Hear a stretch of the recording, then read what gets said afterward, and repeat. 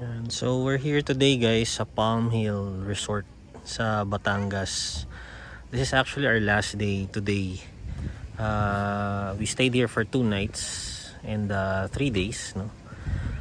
And pakita ko lang sa inyo kung ano yung itsura ng resort. So this is the parking area. Yung gate na nakikita nyo banda ron, yun yung entrance. This resort by the way is located sa Nasugbu, Batangas. Yan.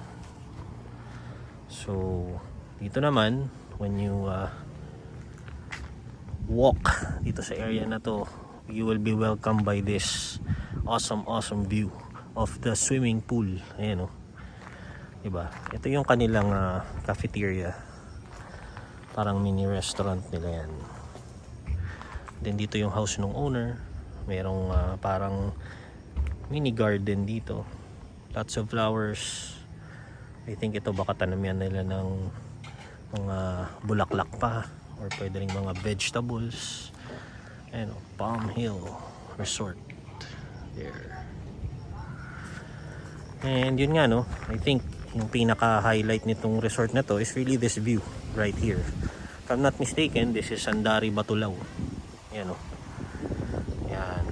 And meron ka ditong pool, diba? Talagang napakaganda. Then yan yung anak ko, nagsuswim siya. Last swim of the day of our stay here. Then during our first day, ito may mga nakaset up na tent dyan. Nung first day namin, doon kami natulog kasi fully booked yung mga nipa huts dun sa bandang baba. Later on papakita ko rin sa inyo kung ano yung itsura niya. So okay din naman yung experience, pero I think they are not going to offer it anymore sa overnight. Mostly pang day tour na lang daw, kasi medyo mahirap din yung setup lalo na kung umuulan. Malamig, sobrang lamig dito lalo na sa gabi. As you can see, napakalawak ng area and talagang bulubundukin, no? Then yan, so from here ito yung view ng restaurant nila. Then landscape garden everywhere.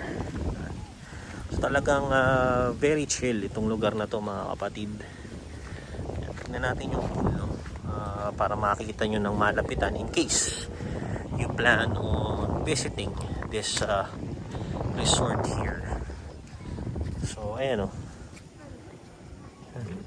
And kagandaan din dito, especially during these pandemic times, hindi ganun karami yung guests na ina-accommodate nila. Of course, to make sure na yung social, physical distancing na yan na-observe pa rin. So, ayan siya. Swim dyan. And, ayun yung mga nipa huts. So, meron silang 5 lang. As of now, no? May mga construction pang ginagawa banda ron sa parking area. May mga villas yata na nagagawin din. From what I learned, itong resort na to actually just started October, no, of this year. Talagang bagong-bago pa lang siya. Yan. So it's a family-owned business according to the kay IC, no. Siya yung nag-aasikaso sa amin dito. So they have a Facebook page, guys, if you want to check out their place and inquire. Pero what I can tell you right now, pagdating sa prices, yung tent nila is 2,500, good for 2. And then kung may kasama kayong isang bata kagaya niyan, pwede pa. Pero yung mga nipahat naman nila, that is 3,500. Lakas ng hangin, guys, so hopefully naririnig nyo pa rin yung audio ko. And then dito meron sila mga pahingahan dyan. Ayan, ayan. May duyan din where you can relax. Okay, and then may mga construction nga lang kayo maririnig as of this time, kasi yun nga, may mga pinupo pa sila mga villas. Ayan, tatalon daw siya. Sige, go ahead. Lakas ng hangin mga kapatid. Not sure kung naririnig nyo pa rin ako. And say hi. Gawa tayo dito. Bigyan ko lang kayo ng tour. So ito yung shower area. Ayan, may tatlo silang shower areas dito. And to save water, dipin ko. Tapos bumabalik uli siya. So every time you need to you need water, no, para sa shower nyo, eh kailangan siyang pindutin ng pindutin. I-wide natin. Yan. Ito yung kanilang shower area, tsaka CR na rin. Yan. Male, female. And then meron silang parang pathway dito, no, for their garden. So maganda yung pagkaka-landscape. And ito talaga yung pinaka-highlight, no? Yan, yung mountains na nandyan within your view. Yan. So ito yung daan leading to the cottages na Nipa Huts. Nipa Huts ba yun? Sa Kubo. Yan. Ayan yung view. Yan. Ayan yung swimming pool. Napakalakas ng hangin, mga kapatid. So this is today is December 31. Meron silang mga motion sensing lights sa gabi. So pag dumaan ka dito, kitang-kita ka. And of course, nag-on lang siya kapag may dadaan to save energy. So actually maganda yung ano nila yung diskarte nila dito pagdating sa energy saving aspect.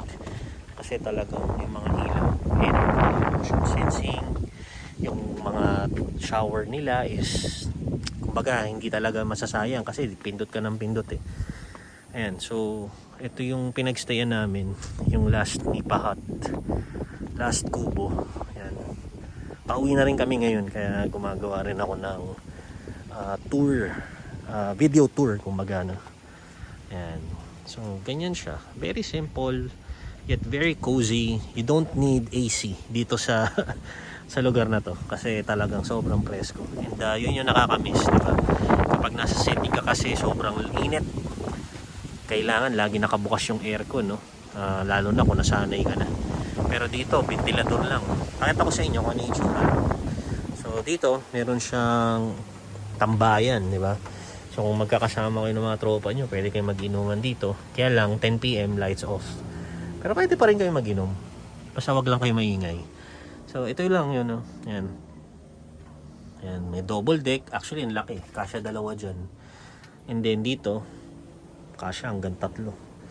May tig-isang electric fan lang. And then meron naman silang power socket dyan. And then no? Diba? Very, very nostalgic sa akin itong mga jealousy na to eh. Kasi ganyan yung dating bahay namin. Puro jealousy din yung bintana. Yan. So, very cozy. Very nice. Then paglabas mo sa Kubo, ito yung sasalubong sa'yo. Diba? Yan. Dito tayo dumaan sa kabila naman. Yan. Para makita nyo, ma-experience nyo. Dito naman, hindi kami dumaraan dito kasi wala siyang steps. Yan. So, ganyan. So, ito naman yung yung kabilang side ng resort.